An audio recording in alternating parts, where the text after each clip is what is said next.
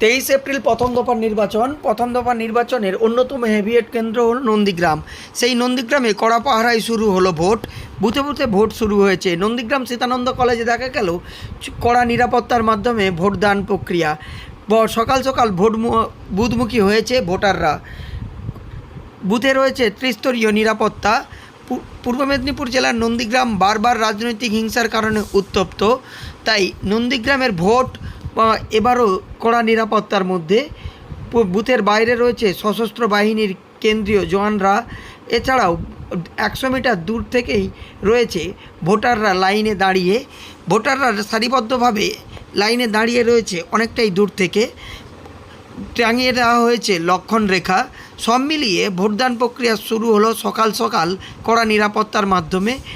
যদিও ভোটের আগের দিন থেকেই উত্তপ্ত নন্দীগ্রাম, কিন্তু এখনও পর্যন্ত সকাল থেকে ভোটদান শুরু হওয়ার আধ ঘন্টা পেরিয়ে গেলেও কোনো রকম রাজনৈতিক হিংসা বা রাজনৈতিক উত্তেজনার খবর আসেনি।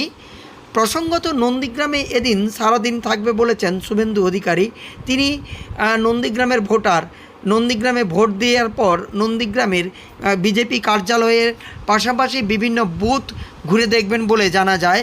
সব মিলিয়ে কড়া নিরাপত্তার মাধ্যমে নন্দীগ্রাম সহ পূর্ব মেদিনীপুর জেলার 16টি বিধানসভার 5040টি বুথে শুরু হয়েছে ভোটদান।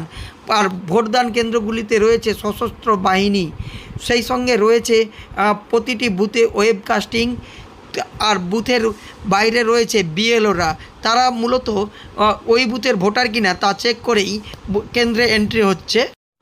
মূলত তীব্র গরম উপেক্ষা করতেই সকাল সকাল বিভিন্ন ভোট কেন্দ্রে দেখা গেল ভোটারদের লাইন। পূর্ব মেদিনীপুর জেলার নন্দীগ্রাম থেকে সৈকত সিয়ার রিপোর্ট, লোকাল 18 বাংলা।